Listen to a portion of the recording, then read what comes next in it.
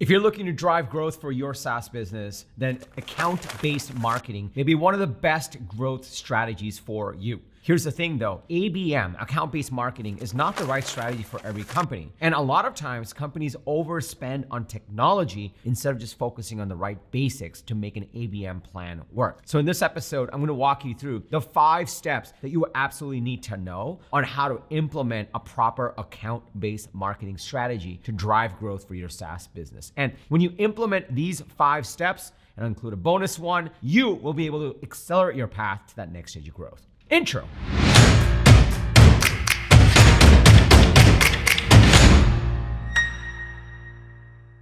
What's up, everybody? Welcome to Unstoppable. I'm TK, and on this channel, I help SaaS founders like you grow your SaaS businesses faster with an unstoppable strategy. Now, if you're new to this channel, welcome.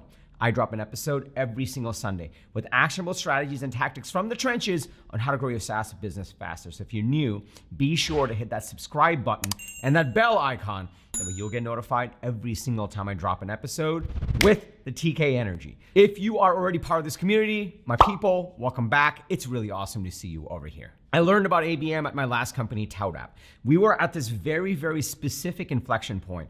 We had a self-service business where people could sign up for our product for $30 a month and then $49 a month. But what we really wanted to do with our fresh Series A funding was we really wanted to figure out a way to go up market. We wanted to sell to more mid-market companies. They were already coming in on their own, but we wanted to sell top down. We wanted to have a sales-driven motion, and we wanted to get 1-year deals. And also we just wanted to charge more because we just realized that we were severely undercharging for our product. And so in order to do that, instead of just waiting around for these companies to come to us, one lone salesperson at a time, that's who we sold to, we decided to launch an entire account-based marketing campaign to go after our ideal companies and help them to become customers faster by introducing ourselves to them. Now here's the thing, I learned the hard way that ABM, account-based marketing, is not perfect for every type of company. It worked for us. When we sold iterate to Marketo, all of a sudden I was the SVP of strategy at Marketo, and I was at the forefront. Marketo is one of the best demand generation platforms out there. I was at the forefront with the thought leaders around ABM, so I learned a lot more over there as well. So in this episode, I'm gonna walk you through exactly who ABM is for, who it's not for, and then I'm gonna walk you through the 5 steps that you need to follow to implement an effective account-based marketing strategy. And if you watch till the end, I'll also give you a bonus one on how to ensure that you're successful with it. Now, let's first get into exactly who it's for and who it's not for. ABM works best. My example is probably one of the best use cases for it. For iterate, it worked really well when you have larger ACVs. ABM in itself is not exactly the cheapest go-to-market motion that you can do. In fact, it's probably a little bit more expensive than a lot of the other go-to-market motions that are out there, and I cover a lot of different ones in this channel. But if you have larger ACVs, that meaning average contract value, the average deal size, then ABM is worth it. If you have multiple decision makers, meaning in order to actually win a deal, go top down, you need to convince multiple stakeholders to actually say yes, then ABM works really well because you're essentially going after a target account and marketing to specific decision makers that exist within a single company, a single account, and getting them to all reach consensus before they even reach your sales team. And lastly, if you have longer sales cycles, the ABM is in that way designed to shorten sales cycles. If you have longer sales cycles and you have larger ACVs, you have a whole sales process, you have multiple stakeholders, then ABM is going to be really, really effective to actually not only get into more accounts faster, but also win those deals faster as well to shorten the sales cycles. That's who ABM is good for. If you are a self-service SaaS business where a user just signs up for the product and swipes the credit card, ABM might be overkill for you and may not be the right thing for you. So that's who it's for and who it's not for. If you're still watching, then ABM is likely for you, or you really want to learn about ABM. Let's dig into the 5 steps that you need to follow to actually implement a proper account-based marketing plan. If you're excited to dig into step number 1, go ahead and smash that like button for the YouTube algorithm, and let's get right into it. So step number 1 in building a proper account-based marketing plan is the same step number 1 as any sort of marketing plan, but it's particularly true for account-based marketing because remember, you want to go after specific accounts and market to them. In order to do that, step number 1 is to really establish a proper ideal customer profile. Your ideal customer profile should have the standard things like firmographic, demographic, technographic, but it should ideally get into more details. When I work with founders, we do 29 different points to really flesh out a proper ideal customer profile, to really understand who is our ideal customer, why is this an urgent, important problem for them, how are we differentiated, why are they underserved, why have they not gone with a competitor yet, and how do we actually approach them. So you want to make sure you first define your ideal customer profile. A lot of times, people confuse their ideal customer profile with their total addressable market. So if this entire circle is your total addressable market, let's just say you're going after a $12 billion market, well, this little segment is going to be your ICP. And usually your ICP is going to be a very specific segment of this total addressable market that's going to get you to that next stage of revenue growth. They're more likely to buy now, and they're more likely to engage now, and to get you to that next stage of revenue growth. And that's where an ideal customer profile really comes in handy. And that way you're already shrinking down your total addressable space that you're going to be going after. Once you have a proper ideal customer profile, the next thing you'll really want to flesh out is your messaging. The reason messaging is super important, particularly for an account-based marketing play, is you're going to be running a number of different places or a number of different people. In order to really get their attention, let's just say you send them an email, it's going to have a subject line, otherwise they'll never open the email. Let's just say you do a cold call. Well, in that case, the first sentence is going to be super important. It just can't be, hey, do you have a second, right? Whatever comes after is what's going to really keep them on the line. If you're going to run ads, well, what's going to be the ad copy? All the way right down to your homepage. If they click through, and they will research you before they engage with you, that big piece of text right up top in your homepage, well, that's your messaging. So based on this very specific ideal customer profile, to get you to that next stage of growth, you really want to make sure you have proper messaging in place, because otherwise you're going to put a lot of effort in your account-based marketing plays, and you're going to reach these people that really should be buying from you. But in a way, you're going to show up with t-shirt stains on your shirt. You won't look very good, and they'll judge you on that, and first impressions count, and they won't want to do business with you when you really get your act together down the line, because you learned you had it all wrong. And they'll say, no, we're good. We went with the other guy. So you really want to make sure you get your messaging down. Once you have your ICP and your messaging, then comes step number 3. This is where it really gets fun. What you want to do is create what I call your Dream 100 list. Your Dream 100 is out of this ideal customer profile. You really want to flesh out 100 accounts. In fact, it's best to do this in a spreadsheet or your CRM system.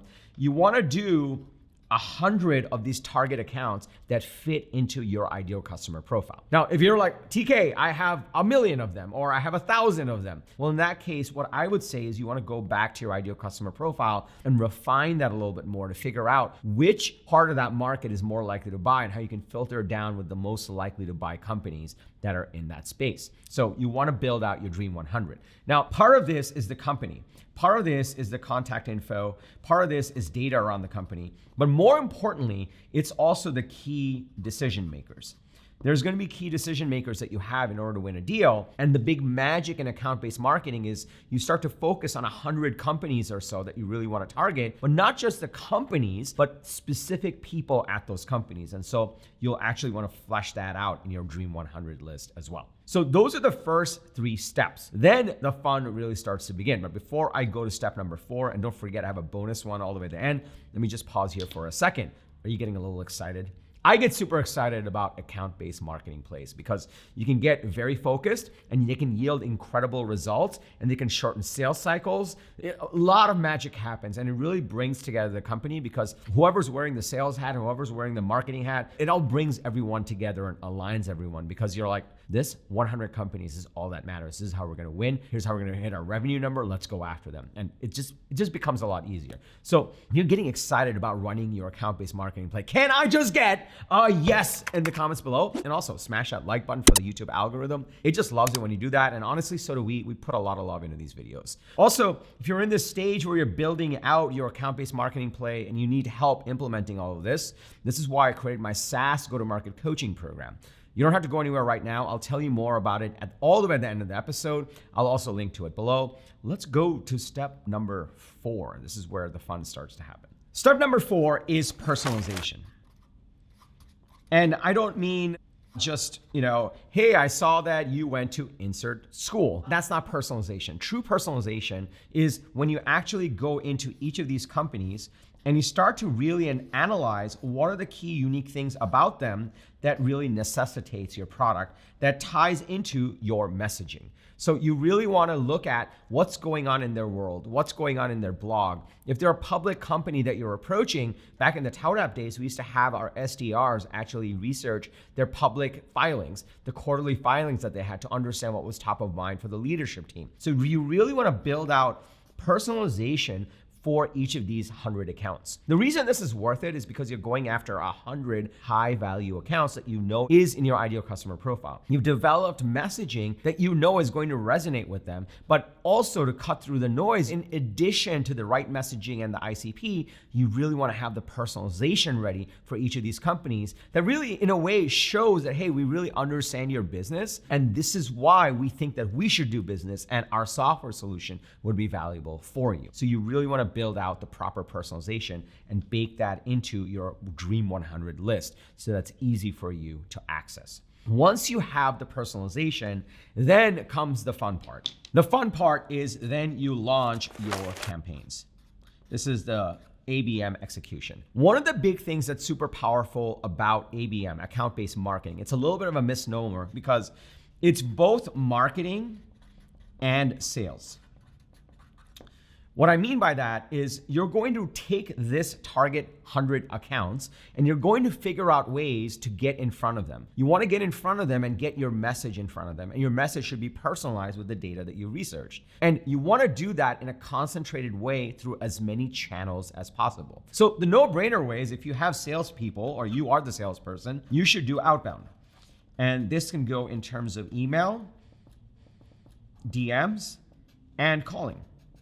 But that alone isn't going to do it because you have 100 accounts. And let's just say there's 5 people in each of these accounts. That's 500 people. And you may not have enough people to do all of that. So you also want to have air cover. Air cover is marketing, where by the time the salesperson shows up, does outbound, they have heard about you. This is where marketing comes in. Remember, sales is one-to-one.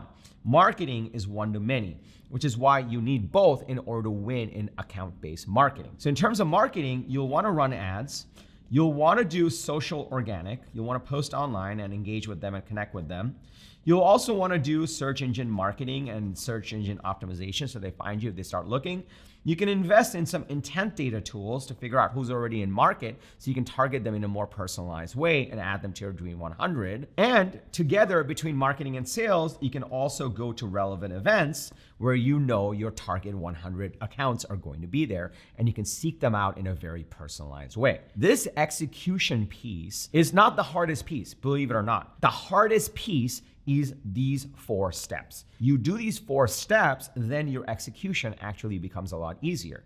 You know exactly who to target, these 100 accounts. You know exactly how to message to them. You know exactly what channels they're on. You know exactly what to say to them because you've done the work around the personalization. Getting that personalized message in front of them is not the hard work. The hard work is really getting intentional about who are the accounts you're going after, what is the 100 accounts, who are these people, and how do you personalize to them.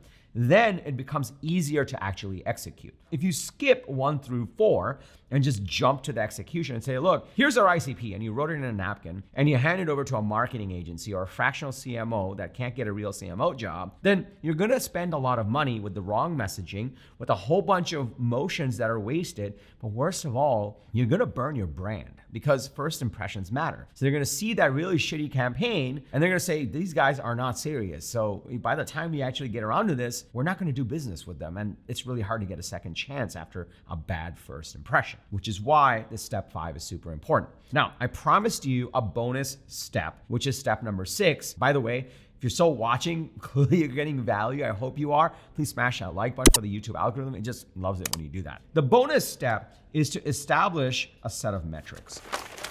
What you don't want to do is just set it and forget it. And the biggest thing that I recommend is you actually have a Monday metrics meeting with sales and marketing. The big thing here is you really want to measure all the way from the campaigns you're running on the marketing all the way to the opportunities that you're working in sales. And you really want to connect the dots. The reason this is super important is out of these 100 accounts, you really want to understand what's working and what's not. Typically, for an account-based marketing campaign, you really want to understand how quickly they're becoming opportunities and how quickly they're becoming customers. And you really also want to understand which aspects of your campaign are really working. Based on this data, let's use the blue marker right here. This is going to be a feedback loop to your execution and also to your entire strategy. Based on this, there are a couple of key things that you'll be looking for. The first thing you'll be looking for is our ICP correct? Meaning these 100 accounts that we're targeting, is it resonating with them? Was our thesis around why this is the most relevant market to go after relevant? The second one is the messaging. Is our messaging actually resonating? Part of this will be through the outbound campaigns. Part of this will be through the marketing campaigns. So you want to work together to understand, is our messaging, this thesis we have around the messaging, is it actually working? And the third thing you want to understand is what channel is working. I've worked with countless companies with their account-based marketing plays. I run it in my own companies. The big thing that I've learned in any go-to-market strategy is there's always this one channel that crushes it. So while you will be doing intent and ads and social and SEM and SEO and email, DM and calling, one of them is going to emerge as the channel that just crushes it, which is why you want to look at these metrics and figure out which channel is crushing it. And you essentially want to put more dollars into the channel that's crushing it the most because that's working and you want to double down on it. The reason I put this as third is if your messaging and targeting isn't working, then nothing will matter. But if your messaging is working and your targeting is working, then it's like, cool, where is it working? And where do we put in more resources and more money so we can scale this? And that's how this whole thing comes together. And then it gets really fun. So now you know exactly who account-based marketing is for and who it's not for. If you have a self-service business, probably not the best idea. But if you have larger ACVs, if you have longer sales cycles that you want to collapse, if you have multiple stakeholders that you have to convince in a sales process, account-based marketing is super powerful for you. Now, in order to actually implement a proper account-based marketing plan, step one, you want to flesh out your ideal customer profile. Don't just write it in a napkin. Do a proper ideal customer profile exercise. Once you have your ICP, then define your messaging. The messaging should be personalized to the ICP you're targeting at mass. Once you have that, then break down your ICP to the 100 most promising accounts and list out all the data you can find around these accounts, including the key people you need to be targeting. Once you have that, then you want to actually do some work on personalizing this for each of these accounts and each of these people so that by the time you get in front of them, you are set up for success. Because remember, first impressions matter. And then finally, you can drive execution. When you drive execution, make sure you have the ground game. That's the sales team. That's the one-to-one, along with the air cover. That's marketing. That's one-to-many. The two work together. If you're doing this right, by the time your sales team is approaching these people, they have already heard of you through your marketing. That's where the power really comes. And lastly, as a bonus, you want to measure the metrics, both across sales and marketing. Based on your metrics, you will want to iterate on your ideal customer profile, on your messaging, and then as that's working, you will want to double down on the channel that's performing the best. So now you know exactly how to launch a proper account-based marketing plan. Now here's the thing, what you may not know is, TK, how do I flesh out a proper ICP? I really don't want to write it in a napkin. How do I actually define my messaging? I want to make the right first impression. How do I build out my Dream 100 list? What data should I collect? And how do I actually put it together? Or what kind of personalization should I do? And most importantly, how do I actually do this sales motion for outbound and the marketing motion for the air cover? And lastly, how do I actually track these metrics? Well, this is why I created my SaaS go-to-market coaching program. Inside of this program, we do three key things. First, we flesh out your ideal customer profile. Now, I've worked with countless founders inside of this program. Everyone thinks they have an ICP until they work with me. We do a 29-point analysis to really understand who your ideal customer profile is going to be. Once you have your ICP, then we teach you how to develop your messaging. We call this a manifesto. Your manifesto is your positioning. It's your value proposition. It's your strategic narrative. It's how you communicate to the market why they should do something about the problem you solve and why they should choose you.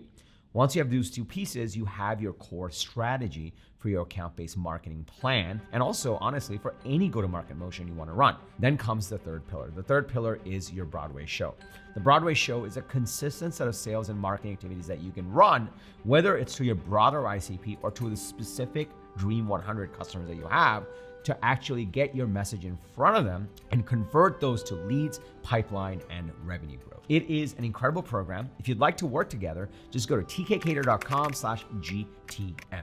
tkkader.com/GTM. On that page, you'll get all the details around the program. Now, this is my 6th year running this program. What I've learned is the better the fit, the better the results. And we've had incredible results. We have countless success stories that we've shared on this channel, and we'll share them with you as well. All we ask is if you'd like to work together, just fill a little form and book a call with us. On the call, we'll figure out where you are, what your goals are, and if it sounds like it's a fit and we can actually help you, we're off to the races right away. It is an incredible program, so just go to tkkader.com/GTM. Also, if you got value from this video, please smash that like button for the YouTube algorithm. It just loves it when you do that. I drop an episode every single Sunday with actionable strategies and tactics from the trenches on how to grow your SaaS business faster. So if you haven't already, be sure to hit that subscribe button and that bell icon so that you'll get notified every single time I drop an episode. Also, if you have a fellow founder, if you have a team member that would get value from this, if you're part of a Slack group or WhatsApp group with other founders, please share this video with them. It'll just mean the world to us. We want to help as many SaaS founders as possible build incredible software companies. And lastly, remember, everyone needs a strategy for their life and their business. But when you are with us, yours is going to be unstoppable. I'm TK. I'll see you in the next episode or inside the SaaS Go-to-Market Coaching Program. Take care, everybody.